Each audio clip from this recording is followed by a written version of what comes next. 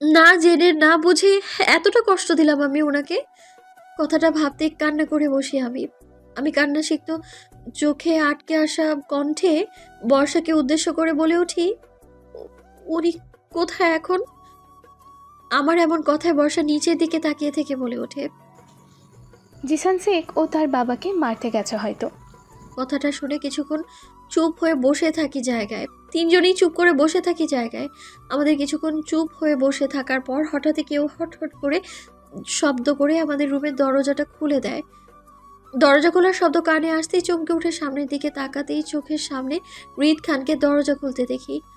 অনাকাঙ্ক্ষিত ওনাকে দেখে হিতাহিত জ্ঞান হারিয়ে ফেলে উনি কিছু বুঝে ওঠার আগেই আমি দৌড়ে গিয়ে ওনার গলা জড়িয়ে ধরি নিজের দু হাতে। আমার দুপা ফ্লোর থেকে 1 ফুট উচ্চতায় অবস্থান করছে। আমি এমন হঠাৎ জড়িয়ে ধরায় উনি তাল সামলাতে না পেরে 2 কদম পিছিয়ে গিয়ে এক হাতে দেয়াল ধরে অন্য হাতে আমার কোমর চেপে ধরে। আমার হঠাৎ এই আক্রমণে উনি হতভম্ব হয়ে তাকিয়ে রইল কিছুক্ষণ। কিছুক্ষণ চুপ থাকার পর কি হয়েছে বুঝতেই আশ্চর্য হয়ে খুশিতে আমাকে নিজের 2 হাতে জড়িয়ে ধরে সাথে সাথেই আমার গলায় মুখ গুজে। আমি ওনার এমন ছোঁয়া পেয়ে সাথে সাথে কেঁপে কেঁপে উঠি। উনি আমাকে আদরের সাথে জড়িয়ে ধরতে দেখে আমি নিজের 2 হাতে ওনার দুগাল আঁকড়ে ধরে সারা মুখে পাগলের মতো করে চুমু খেতে থাকি সারা মুহূর্তেই। আমি কি করছি সেটা তখন আমার জ্ঞান ছিল না। তবে তখন আমার শুধু মনে হচ্ছিল আমি ওনাকে ছাড়া একটা মুহূর্তও থাকতে পারবো না, বা আর কোনো কারণে ওনাকে হারাতে চাই না আমি। আমার ওনাকে চাই চাই। আমার মধ্যে বিগত 6 মাসে ওনার জন্য সব ভালোবাসা আজ এই মুহূর্তে প্রকাশ পাচ্ছে অবুঝের মতো করে। আমার এমন আচরণে মুহূর্তেই ভ্যাবাচাকা খেয়ে যায় কে আর বর্ষা। আমার দিকে চোখ বড় বড় করে হাঁ হয়ে তাকিয়ে থাকে, কিন্তু আমার সেই দিকে কোনো খেয়াল নেই। আমি তো আমার মতো করে ওনাকে চুমু খায় মহা ব্যস্ত। বর্ষাও কেয়ার সাথে সাথে উনি আমার এমন কাজে শকড হয়ে যায়, তবে আমাকে আগলে রাখে শক্ত করে নিজের সাথে। আমি ওনার চোখ মুখ গালে ঠোঁটে ছোট ছোট চুমু পাগলের মতো করে খেতে খেতে একটা সময় ওনার চোখের দিকে তাকাই, দৃষ্টি স্থির করি আমি।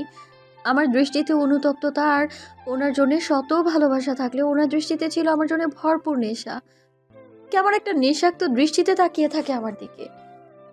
আমি ওনার এমন নেশাক্ত দৃষ্টি দেখে কিছুক্ষণ অবুঝের মতো করে চুপ হয়ে তাকিয়ে থাকতে থাকতে হঠাৎ আমার বোধগম্য হয় যে আমি কি করেছি এতক্ষণ ওনার সাথে। হঠাৎ মনে হওয়া বিষয়টা ভাবতেই আমি লজ্জায় সিটিয়ে যাচ্ছি মুহূর্তেই, যে আমি কি করে এতক্ষণ ওনার সাথে এমন একটা কাজ করতে পারলাম। এটা মনে করতেই আমি দ্রুত ওনার গাল থেকে হাতটা সরিয়ে নিই আর নিজের নজর নিচে নামিয়ে ফেলি। ওনার বাঁধন থেকে নামার জন্য আস্তে আস্তে নড়াচড়া করতে থাকি আর চেষ্টা করতে থাকি, কিন্তু এতেও আমি সফল হতে পারিনি। কারণ ওনার শক্ত হাতের বাঁধনে আমি আবদ্ধ ছিলাম, তাই কোনো রকম ভাবেই ছাড়া পাচ্ছিলাম না। এবার উনি আমাকে লজ্জা পেতে দেখে বাঁকা হেসে আমায় জড়িয়ে ধরা অবস্থায় আরো উপরে তুলে ফেলে। এতে করে আমি ভীষণভাবে অস্বস্তির শিকার হচ্ছিলাম, কিন্তু উনি বেশ মজা পাচ্ছিল আমায় লজ্জা দিতে পেরে। উনি আমাকে ওনার কোল থেকে নামার জন্য নড়াচড়া করতে দেখে বাঁকা হেসে নিষিদ্ধ সুরে বলে ওঠে, হুম, নড়াচড়া করো না, আমার পর্বটা এখনো প্রকাশ পায়নি, বাকি রয়েছে সেটা। ওনার এমন কথায় এবার আমি ইতস্তত বোধ করছিলাম। আমি নিজের দোষে নিজের পায়ে কুড়াল মেরেছি, আর যার জন্য আমায় এতটা লজ্জাজনক পরিস্থিতির শিকার হতে হচ্ছে। আর কেউ বর্ষা আমার থেকে নিজেদের হা হওয়া দৃষ্টি সরিয়ে নিয়ে এবার ওনার উপর নিক্ষেপ করে। বর্ষা ওনার দিকে তাকাতেই উনি চোখে ইশারায় বর্ষা ও কেয়াকে বাইরে চলে যেতে বলে। ওনার ইশারা পেতেই বর্ষা ও কেয়া বিনা বাক্য ব্যয়ে চুপচাপ রুম থেকে বাইরে চলে যায় ধীর পায়ে হেঁটে। ওরা বাইরে যেতেই দরজা আটকে দিয়ে সাথে সাথেই আমাকে ওনার কোলে তুলে নিয়ে বিছানার উপর বসে আর আমাকে ওনার কোলের উপর বসিয়ে রেখে বাঁকা হেসে বলে ওঠে, আমাকে পাগল করে এখন এত সহজে যেতে দেব তোমায়? তোমার কি মনে হয় আমি খুব ভালো হৃদ? ওনার এমন কথায় মাথা নিচু করে চুপ করে বসে রই, কারণ ওনাকে বলার মতো কোনো ভাষাই আমার জানা ছিল না সেই মুহূর্তে। আর আমি ওনার সাথে হঠাৎ এই অদ্ভুত আচরণ কেন করলাম তাও আমি জানি না। তাই এই মুহূর্তে লজ্জায় মরে যেতে ইচ্ছে করছে আমার। এটা ছাড়া আর কোনো পথও নেই আমার। উনি আমাকে আজ লজ্জায় ফেলতে ফেলতে মেরেই ফেলবে। উনি আমায় লজ্জা পেতে দেখে বলে ওঠে, উফ, বউ আমার লজ্জা পেতেও জানে। তা আমি শুরু করব যেটা তুমি করেছিলে আমার সাথে। কি ইউনিক কিছু চাও নাকি? সেমটাই করবো তোমার মতো? বলো। ওনার এমন কথায় আমি আর সহ্য করতে না পেরে আস্তে করে বলে উঠি, আমি ইচ্ছে করে করিনি তো এটা। আমার কথার পৃষ্ঠে উনি কাট কাট উত্তর দিয়ে বলেন, কিন্তু আমি তো ইচ্ছা করে করবো এটা। কথাটা বলেই ওনার এক হাতে আমার কোমর জড়িয়ে ধরে অন্য হাতে আমার মাথাটা চেপে ধরে নিজের কাছে এনে আমার কপালে গাঢ়ভাবে একটা চুমু খায়। ওনার এমন কাজে আমি কেঁপে উঠে সাথে সাথেই নিজের দু হাতে ওনার শার্টের কলার আঁকড়ে ধরে চোখ বন্ধ করে নিয়ে আমার এমন কাজে উনি আমাকে আরো গভীরভাবে নিজের সাথে জড়িয়ে নেয়। একের পর এক চুপ করে আমার কপালে, চোখে, মুখে চুমু খেয়ে নেয় আস্তে করে আমার গলায় মুখ গুজে। ওনার এমন কাজে আমি মুহূর্তেই কেঁপে উঠে সাথে সাথে আরো টেনে ধরিয়ে ওনাকে নিজের সাথে। আমি কি করছিলাম তখন আমার বোধগম্য ছিল না কোনো কিছুই। রিদ খানের ড্রয়িং রুমে বসে আছি আমি। একা বসে তা নয়, আমার সাথে উপস্থিত আছে সবাই। বর্ষা, কেয়া, রিদ খান, আসিফ আর আমি। আসিফ ও বর্ষা কিছু একটা বিষয় নিয়ে গভীরভাবে আলোচনা করছে আর উনি ল্যাপটপের সামনে বসে কিছু একটা করছে মনোযোগ সহকারে। আর আমি চুপ করে বসে থাকার চেষ্টা করছি, কিন্তু আমি কোনোভাবেই কেয়ার জন্য চুপ করে বসে থাকতে পারছি না, কারণ কেয়া আমাকে নানান সব প্রশ্ন করে বিব্রত করছে ক্ষণে ক্ষণেই, আর যার কোনো উত্তরই নেই আমার কাছে। কেয়ার শত প্রশ্নের কারণ হলো আমি আর রিদ খানকে নিয়ে। কেন আমি এমনটা করলাম, আমাদের মাঝে গভীর কোনো সম্পর্ক আছে কি না, আর ওনার সাথে রুমের ভেতর এতক্ষণ যাবৎ কি করেছি, এতদিন যাবৎ রিদ খান আর আমার সম্পর্কে কথা ওকে কেন জানাইনি, ইত্যাদি সব প্রশ্ন করে করে আমার মাথাটা খারাপ করে দিচ্ছে, সাথে আমার মাথাটা খাওয়ারও চেষ্টা করছে। কে আমায় নিয়ে অনেকটা অস্থির থাকলেও বর্ষার কোনো রকম কোনো মাথা ব্যথা নেই আমায় নিয়ে। কে এবারেও চুপ থাকতে দেখে বিরক্তি নিয়ে বলে ওঠে, তুই কি কিছু বলবি প্রীতি? সেই কখন থেকে মুখে তালা এঁটেছিস, বসে আছিস। কেয়ার কথায় আমার কোনো রকম কোনো হেলদোল নেই। এটা দেখে এবার আরো ক্ষিপ্ত হয়ে রাগান্বিত ফেস নিয়ে চলে যায় রিদ খানের সামনে। ওনাকে মনোযোগ সহকারে কাজ করতে দেখে কেয়া বিরক্তি নিয়ে বলে ওঠে, আপনি সব সময় এত কাজ কাজ করেও প্রীতিকে কখন পটালেন নিজের জন্য, সেটাই তো বুঝতে পারছি না আমি। কেয়ার এমন কথায় মনোযোগ ভরসা হয় রিদ খানের। উনি দুই চোখ টান টান ভাব করে কপাল কুঁচকে তাকায় কেয়ার দিকে। একটা পলক কেয়াকে দেখে আবারও নিজের কাজের প্রতি মনোযোগী হতে হতে বিরক্তি নিয়ে বলে ওঠে, যখন তুমি আমাকে নিয়ে হৃদের গান ভরায় ব্যস্ত ছিলে তখন। ওনার এমন কথায় কেয়া অবাক হয়ে বলে ওঠে, আমার এত কিছু বলার পরও প্রীতি পটে গেল আপনার সাথে?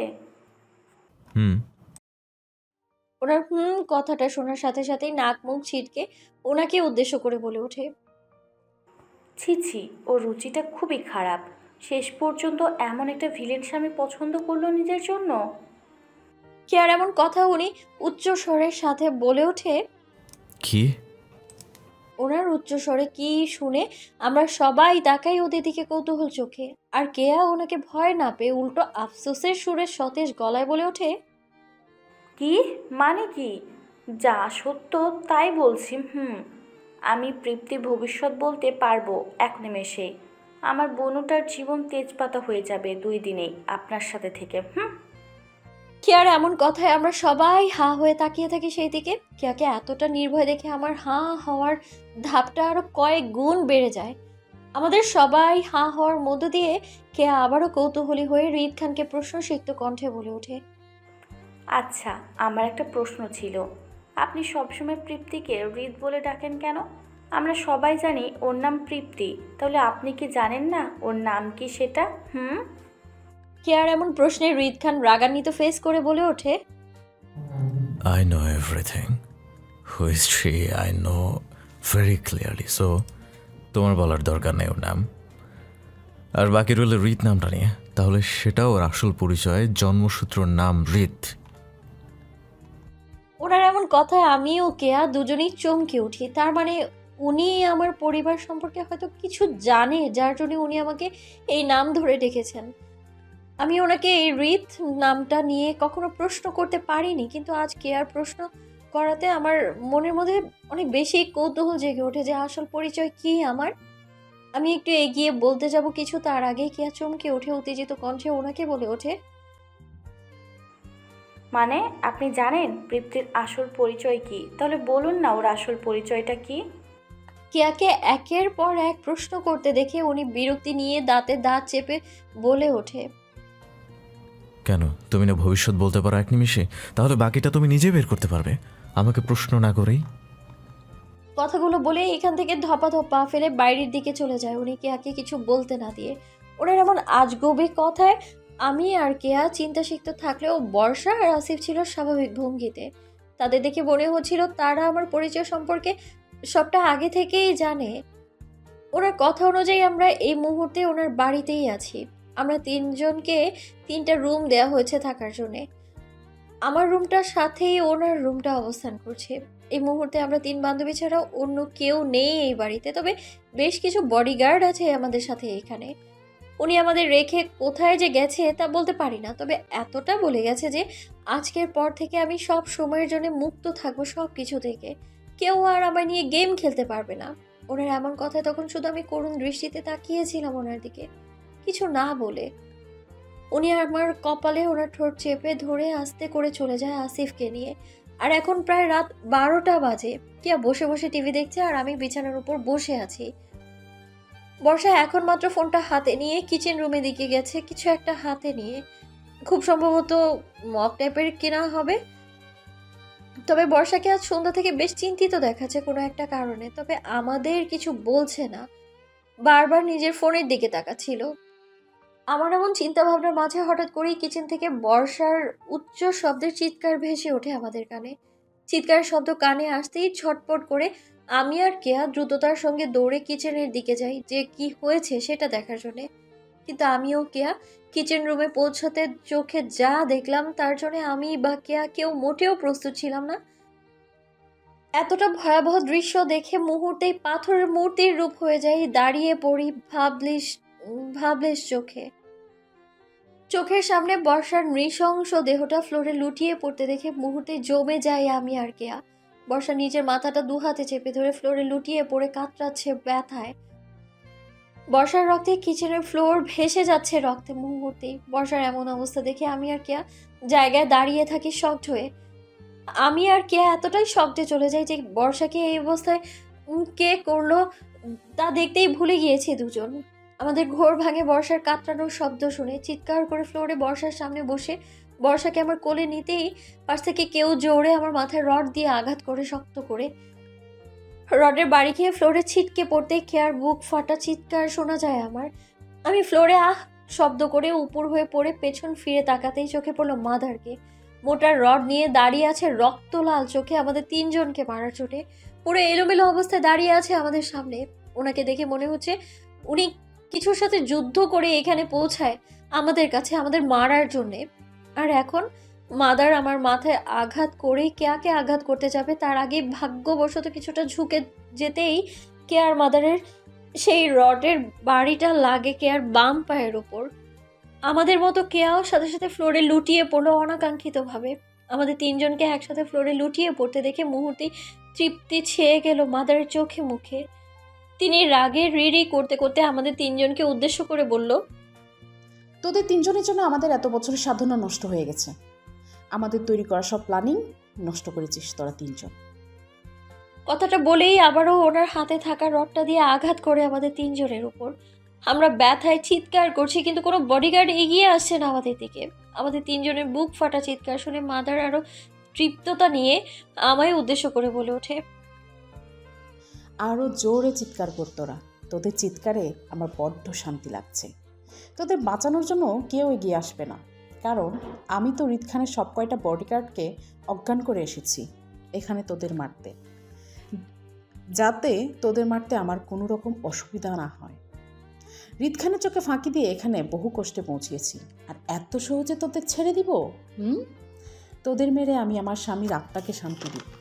আমার শান্তি চাই, কারণ তোদের জন্যই রিদ খান আমার স্বামীও আমাদের সাথে থাকা সব পার্টনারদের মেরে ফেলেছে। আমাদের এত বছর ধরে করে আসা সকল কালো ব্যবসা বন্ধ করে দিয়েছে। ওই রিদ খান সব প্রুফ সব পুলিশের হাতে তুলে দিয়েছে। তাই আমি এত সহজে জিততে দিব না রিত খানকে। আমি যখন সব হারা হয়েছি তখন রিত খানকেও তোদের হারাতে হবে।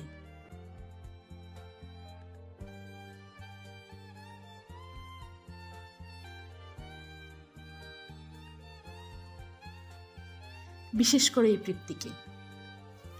রিত খান তো তোকে ভালোবাসে না রে তৃপ্তি?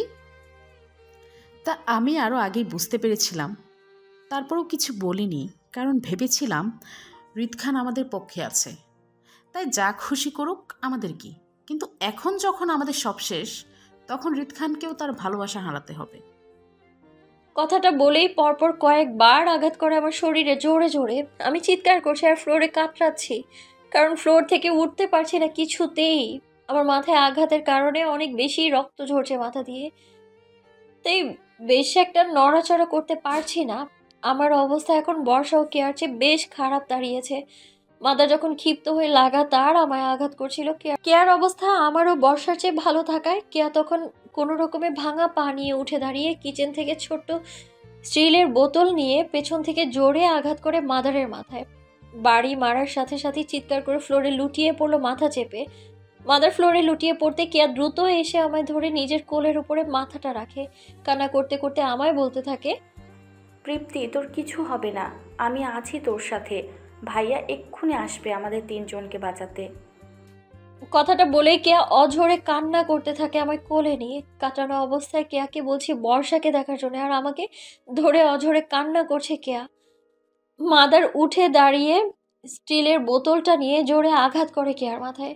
কেউ ছিটকে পড়লো ফ্লোরে আমার সাথে। আমি চিৎকার করে কেয়ার ডাকতে ডাকতে মাদারের কাছে প্রাণ ভিক্ষা চাইছি আর বলছি কেয়াকে ছেড়ে দিতে, আমাদের ছেড়ে দিতে। মাদার মাথাটা ফেটে রক্ত ঝরছে কেয়ার বাড়ি মারাতে। তারপরেও মাদার উঠে দাঁড়িয়ে বোতল দিয়ে আঘাত করে কেয়ার মাথায়। মাদার রক্ত ঝরা মাথা নিয়ে রাগে বশবর্তী হয়ে আবারও এগিয়ে যেতে থাকে কেয়াকে মারার জন্যে। কেয়ার দিকে মাদার এগিয়ে যেতেই আমি ওনার পা ধরে চেপে ধরি শক্ত করে, যেন কেয়াকে মারতে না পারে। আর মাদারের পা চেপে ধরাতে আরো রেগে যায় মাদার। তিনি আমার পেটের উপর লাথি মেরে নিজের পা ছুটিয়ে নেয়। আমি চিৎকার করে কেয়াকে পালাতে বলতে থাকি, কিন্তু তার আগেই মাদার নিজের পা ছাড়িয়ে নিয়ে কেয়াকে আঘাত করতে যাবে। তার আগেই বর্ষা পাশে ফ্লোরে পড়ে থাকা মাদারের হাতের রডটা দিয়ে বাড়ি মারে মাদারের পায়ের উপর। মাদার আবারও ফ্লোরে লুটিয়ে পড়তে কেয়ার রক্ত ঝরা মাথাটা নিয়ে উঠে বসে আমার পাশে। বর্ষার মাথায় রক্তে সারা শরীর ভেসে যাচ্ছিল। আমাদের বাঁচাতে উঠে দাঁড়ায় রড হাতে। মাদার ফ্লোরে লুটিয়ে পড়ার পর বর্ষা পর পর কয়েকটা আঘাত করে মাদারের মাথায় সেই রডটা দিয়ে, আর চিৎকার করে বলতে থাকে, তোর মতো ডাইনি রাক্ষসীর জন্য আজ আমাদের মতো নিষ্পাপ মেয়েরা কলঙ্কিত। তোরা যুগে যুগে মেয়েদের দেহ নিয়ে ব্যবসা করে এসেছিস, কখনো চিন্তা করেছিস কি যে সেই মেয়েটার কেমন লাগছে তোদের এমন করাতে? কখনো চিন্তা করেছিস সেই মেয়েগুলোর এত সাজানো গোছানো স্বপ্নগুলো তোরা দিনে শতবার নষ্ট করেছিলি? পতিতালয় থাকা মানে বুঝতে চেয়েছিস কখনো কেমন ছিল একটা মেয়ের জন্য?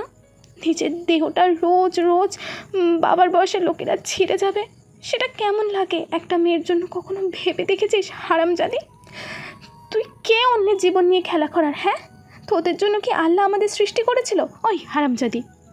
কথাগুলো বলতে বলতে উড়া ধরায় এলো পাতারে মারতে থাকে বর্ষাকে। এতদিনের রাগটা যেন আজ কিছুতেই শান্ত করতে পারছে না বর্ষা। নিজের ভেতর পুষে রাখা রাগটা সব একসাথে বের হচ্ছে মাদারের উপর, আর মাদার শুধু ফ্লোরে উপর হয়ে পড়ে চিৎকার করছে লাগাতার। বর্ষার কথাগুলো শেষেই কেয়া বর্ষাকে সাপোর্ট করে বলে ওঠে, বর্ষা, থামিস না আজ, মার এই বেটিকে, মারতে মারতে মেরে ফেলে এই মহিলাকে। তুই ক্লান্ত হলে আমাকে বলবি, আমি তোর হয়ে বাকিটা মারবো। তারপর বেটিকে ছাড় দেওয়া যাবে না। কেয়ার এমন কথা তখন আপাতত আমাদের কিছু বলার ছিল না, তবে আমি কোনো রকম কাতরাতে কাতরাতে কেয়াকে উদ্দেশ্য করে বলে উঠি, আমি মারবো একে। আমার মারটা কে মারবে এই মহিলাকে? আমার এমন কথায় বর্ষা কোনো রকম ভাবান্তর না হলেও কেয়া বেশ চিন্তায় পড়ে যায় আমাকে নিয়ে, যে আমার এতটা খারাপ অবস্থায় কি করে মারবো মাদারকে। আর যাই হোক, একে তো মারতেই হবে, তাই না? কারণ এই মহিলা আমাদের সবার সাথে খারাপ করেছে। কে আমাকে উঠে বসিয়ে চিন্তিত চোখে উপর থেকে নিচ পর্যন্ত দেখে নিয়ে আমায় উদ্দেশ্য করে বলে ওঠে, তোর অবস্থা তো বেশ খারাপ রে তৃপ্তি। কি করে তুই মহিলাকে মারবি? আচ্ছা, তোর সমস্যা নেই। তোর হয়েও আমি এই মহিলাকে মেরে দিব, কেমন? তুই চিন্তা করিস না। কেয়ার এমন অবুঝ কথায় তখন আমার বড্ড শান্তি দিচ্ছিল আমায়, কারণ আমিও মাদারকে মারতে পারবো। তাই আমিও কেয়ার এই কথার সহমত পোষণ করে নিজের মাথা নাড়িয়ে সম্মতি জানিয়ে বলে উঠি, আচ্ছা ঠিক আছে, তাহলে তুই আগে আমার অংশটা মারবি, তারপর তোর অংশটা, কেমন? আমার কথায় মুহূর্তে কেয়াও সহমত পোষণ করে। বর্ষা ও কেয়া এই মাদারকে পর পর আঘাত করতে করতে একটা সময় মাদার অজ্ঞান অবস্থায় ফ্লোরে পড়ে থাকে। মাদারকে নড়াচড়া করতে না দেখে থেমে যায় ওরা। হাতে থাকা রডটা কেয়া ফেলে দিয়ে আমায় ধরে উঠে দাঁড় করায়। পেছন ফিরে এক পলক মাদারের দেহটা ফ্লোরে দেখে নিয়ে আমাকে ধরে ধরে কেয়ার রুমের দিকে এগিয়ে যেতে থাকে। কেয়ার মাথাটা ফেটে গেছে, তারপরেও তেমন একটা গভীর ক্ষত হয়নি। আমারও বর্ষার মাথায় গভীরভাবে ফেটেছে, তাই এখনও রক্ত ঝরতে থাকে। কেয়ার আমার পাও ভেঙেছে, তাই কেয়া ভাঙা পা নিয়ে কোনো রকম আমায় ধরে ধরে সিঁড়ি বেয়ে উপরে তুলছে, আর বর্ষা নিজে নিজে কষ্ট করে ঝিমোতে ঝিমোতে আমাদের সাথে উঠছে।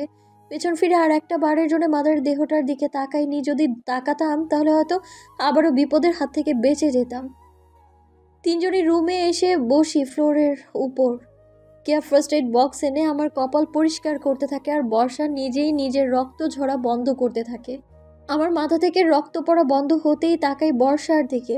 বর্ষা ঝিমোতে থাকে কপালে হাত রেখে। বর্ষাকে ঢলতে দেখে আমি আর কেয়া দ্রুত ধরে ফেলি বর্ষাকে। বর্ষার মাথায় ব্যান্ডেজ করতেই বিছানার সাথে হেলান দিয়ে ফ্লোরে বসাই ওকে।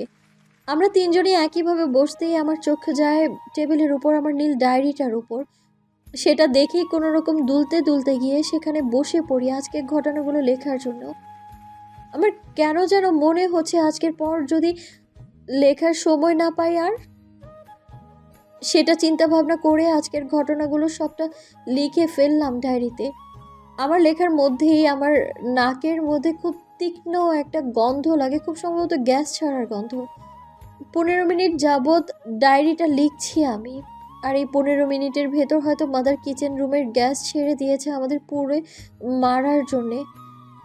আমি বিষয়টা বুঝতে পারার আগে কেউ বর্ষা বুঝতে পারে। তারা দ্রুততার সঙ্গে রুমে দরজা আটকে দিয়ে জানালা খুলে দিলে তাতে কোনো বিশেষ কাজ হবে বলে মনে হচ্ছে না, কারণ সারা বাড়িতে আগুন লাগলে আমাদের রুমটা এমনিতেই পুড়ে যাবে।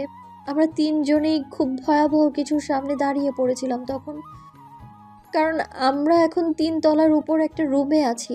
এখান থেকে নিচে নামতে নামতে নিশ্চিত মাদার আগুন লাগিয়ে দিবে পুরো বাড়িতে, আর আমাদের তিনজনের পা ভাঙা, তাই দ্রুত গতিতে নিচেও নামতে পারবো না, আর এখানে বেশিক্ষণ থাকতেও পারবো না, কারণ গ্যাস সারা বাড়িতে ছড়িয়ে পড়েছে, যে কোনো সময় আগুন লাগতে পারে। সবশেষে যদি এই 3 তলা থেকে লাফ দিতে যাই তাহলে তিনজনেই মারা পড়বো, কারণ আমরা তিনজনে এমনিতেই নাজেহাল অবস্থায় আছি। এই অবস্থায় লাফ দিলে নিশ্চিত মারা পড়বো আমরা। আমি কথাগুলো ভাবছি আর আমার ডায়েরিটাতে দেখছি রিদ খানের জন্য, কারণ আমরা তিনজন মারা গেলেও যেন উনি বুঝতে পারে আমাদের মৃত্যুটা কিভাবে হয়েছে, ওনাকে কতটা মিস করছিলাম আমরা। আমার এমন চিন্তা মাঝেই ওনার জন্য বুক চাপা কান্না চলে আসে আমার। খুব কষ্ট করে লেখি, আমি আপনাকে খুব ভালোবাসি, নিজের চাইতেও অনেক বেশি আপনার জন্য বাঁচতে চেয়েছিলাম এই মাদারের সাথে লড়াই করে। লাস্ট পর্যন্ত জানি না বাঁচতে পারবো কিনা, তবে আমি বেঁচে থাকতে আপনাকে জানাতে চেয়েছিলাম আমার এই ভালোবাসার কথাটা। তার মনে হয় কখনোই পারবো না, নিয়তির কাছে হেরে গিয়েছি আমি। তবে আমার ডায়েরিটা আপনার জন্য রেখে যাচ্ছি, আমার শেষ নিঃশ্বাস পর্যন্ত এখানে লেখা থাকবে। আপনার কাছে যে কোনো মূল্যেই আমি ডায়েরিটা পৌঁছাবো, কারণ নিয়তি নিশ্চয়ই আমার সাথে এতটা অবহেলা করবে না। আমাকে আপনার কাছে ফিরে না দিলে আমার ভালোবাসার ডায়েরিটা ঠিকই ফিরিয়ে দিবে। লাস্ট আপনাকে বলতে চাই, ভালোবাসি ভালোবাসি ভালোবাসি, খুব খুব বেশি ভালোবাসি আমি আপনাকে। এই ভালোবাসার রিত। ওনার জন্য মেসেজটা লিখেই উঠে দাঁড়াই, ডায়েরিটা বুকের সাথে জড়িয়ে ধরি আমি, আর মনে মনে ঠিক করে এই ডায়েরিটা 3 তলার উপর থেকে জানাল দিয়ে বাইরে বাগানে ফেলে দিব। এমন মনস্থির করে ওদের দিকে তাকাতেই চোখে পড়লো বর্ষা ও কেয়ার অবস্থা খুবই অস্থির। ওরা কি করে এখান থেকে বের হবে সেই চিন্তায় দুজনেই কান্না করছে। কেয়া উচ্চ স্বরে কান্না করলেও বর্ষা ডুকরে ডুকরে কান্না করছে, যাতে আমি আর কেয়া বেশি একটা ভয় না পাই। বর্ষার ভেজা চোখ নিয়ে করুণ দৃষ্টিতে আমাদের দিকে তাকিয়ে নিজের হাতটা ছড়িয়ে দেয় আমাদের উদ্দেশ্যে। বর্ষার হাতটা ছড়িয়ে দিতেই আমি আর কেয়া জাপটে জড়িয়ে ধরি বর্ষাকে, হাউমাউ করে কান্না করতে থাকি। আমাদের কান্না করার মধ্য দিয়ে বর্ষার সান্ত্বনা সুরে বলল, প্লিজ বোনরা আমার, কান্না করিস না। জীবনের শেষ পথে এসে এই কান্নাটা সাথে নিয়ে যেতে চাই না। আমরা তিনজন সব সময় একসাথে ছিলাম, কেউ কাউকে ছেড়ে যায়নি। আর আজ ভাগ্যটা দেখ, মরার সময় আমরা তিনজন একসাথেই থাকবো। এর চেয়ে বড় পাওয়া কি আছে বল? প্লিজ, জীবনের শেষ মুহূর্তে আমরা তিনজনই একসাথে থাকতে চাই। বর্ষার এমন কথায় আমি ও কেয়া আরো গভীরভাবে বর্ষাকে জড়িয়ে ধরে টুকরে কেঁদে উঠি। হাতে থাকা ডায়েরিটা দেখে বর্ষাকে বলে উঠি, আমার হাতে থাকা ডায়েরিটা আমার জীবনের শেষ কথাগুলো ওনার জন্য বন্দি করা। তাই আমার এই ডায়েরিটা ওনার কাছে পৌঁছাতে চাই। ওনাকে আমার ভালোবাসা পৌঁছাতে না পারলেও এই ডায়েরিটা পৌঁছাতে চাই। আমার জীবনের বাকি কথাগুলো লিখে এই ডায়েরিটা জানালা দিয়ে ফেলে দিব। আমি জানি কেউ না কেউ ঠিক এই ডায়েরিটা পৌঁছাবে ওনার হাতে। আমার এমন কথায় টলমল চোখে করুণ দৃষ্টিতে তাকিয়েছিল বর্ষা ও কেয়া। বর্ষা কান্না জড়িত কণ্ঠে চোখের ইশারায় সম্মতি জানিয়ে আস্তে করে বলে ওঠে, হুম।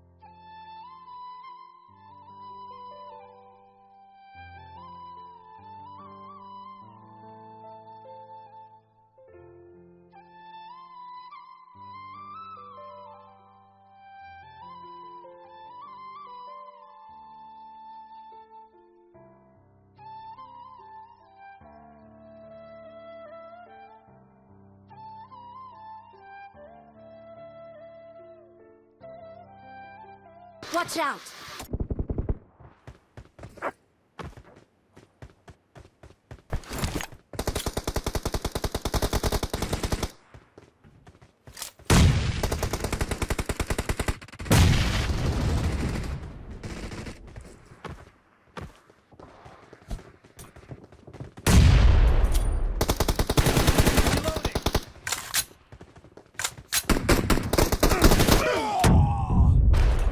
Watch out!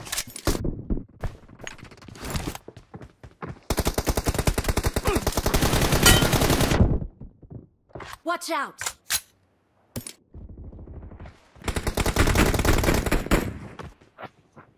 Mark the location.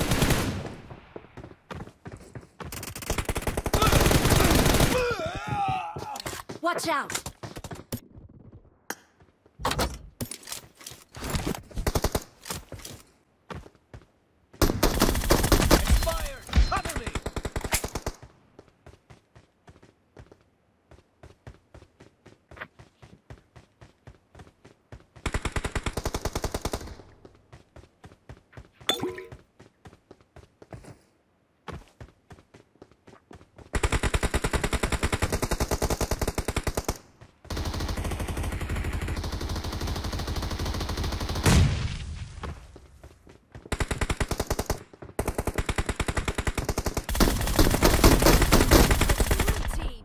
In the lead.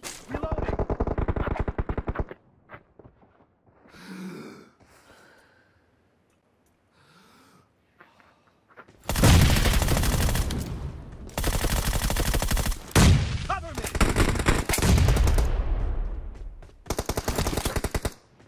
Marked a location.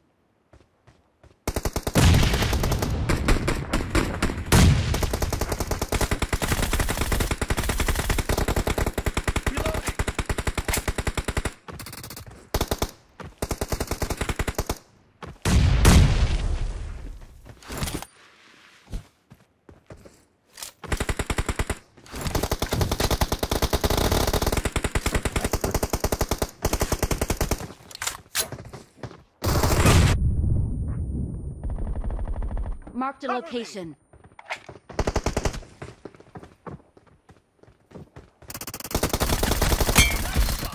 Reloading.